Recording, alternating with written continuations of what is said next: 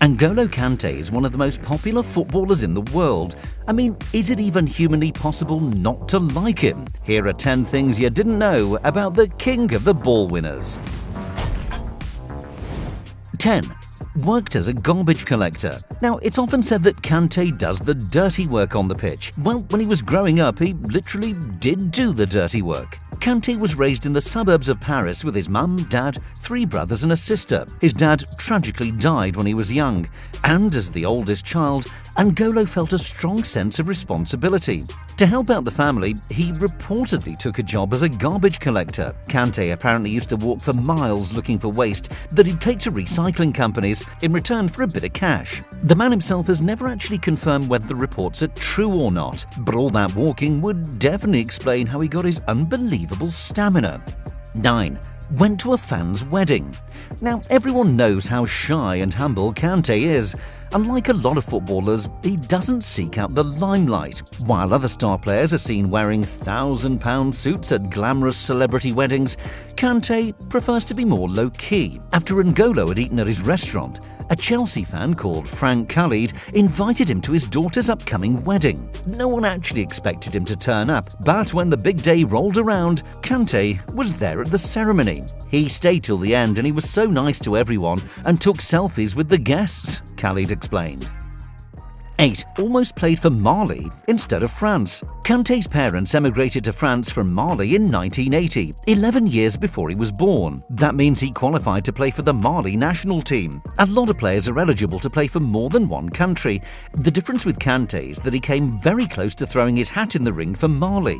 Before he was seen as a world-class talent, Kante told Leicester's assistant manager that he wanted to play for the country his parents were born in. He didn't think he was good enough to play for France and was approached by Mali in 2016. But by then, Kante was on his way to inspiring Leicester to Premier League glory, and France soon called him up. 50 caps and 1 World Cup trophy later, they definitely don't regret it. 7.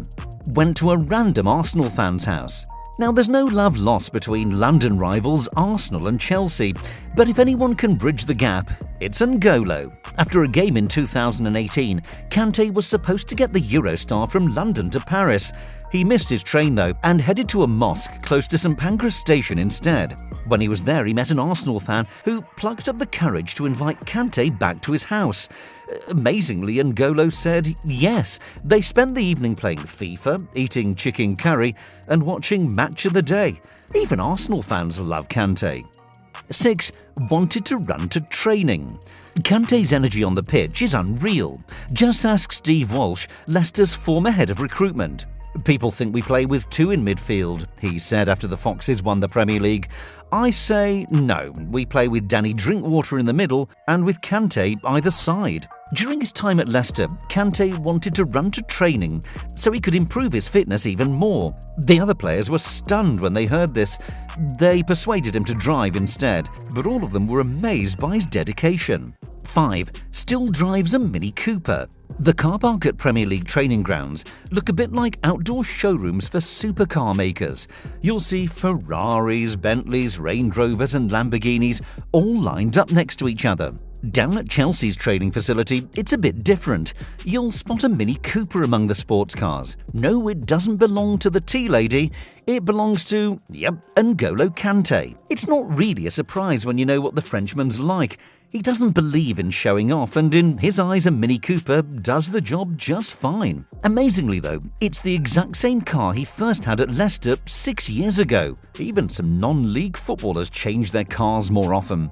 4. Refused to dodge tax. According to Football Leaks, Chelsea allegedly asked Kante if he wanted to receive part of his salary through an offshore tax haven in Jersey. If he'd said yes, Kante would have saved around £870,000 a year. But the midfielder wanted everything to be done correctly, so he turned down the offer and asked for a normal salary instead. When Kante received a pay rise after signing a new contract in 2018, he was suddenly paying more tax than Amazon and Starbucks did the previous year. 3. Wanted to be an accountant. Kante probably knows more about the ins and outs of taxes than most other footballers. That's because he planned to be an accountant if his football dream didn't work out. Kante wanted to be a footballer from a young age after being inspired when France won the 1998 World Cup and Euro 2000. But being the sensible person he is, Kante also had a backup plan. While he was playing semi-professional football, he completed a 2-year accountancy course. Thankfully, he's never needed to use it. Although if Kante doesn't fancy coaching or punditry after he's retired, he could always dig out his old calculator instead. 2. Nickname the Rat. Kante's main nickname is NG, but let's be honest, it's a bit boring. Maybe that's what Eden Hazard thought too. When they were playing together at Chelsea, Hazard started calling Kante the Rat. It sounds a bit of an insult, but Hazard meant it as a compliment. Kante's style of play reminded him of a rat, as he scampered around the pitch and popped up just about everywhere. 1. Won loads of awards. Ball-winning midfielders used to be unfashionable, and they usually missed out on the individual awards. Not anymore. As well as 2 Premier League titles, a Champions League, a Europa League, an FA Cup, and the World Cup, Kante has received loads of individual prizes. Those include the PFA Player of the Year, the FWA Player of the Year, the Leicester Player of the Year, the Chelsea Player of the Year, and the French Player of the Year. We'd love to list them all in this video, but it'd take about half an hour. Next stop, the Ballon d'Or? What's your favourite thing about Ongolo Kante? Drop a comment below and then hit subscribe so you don't miss any of our football videos.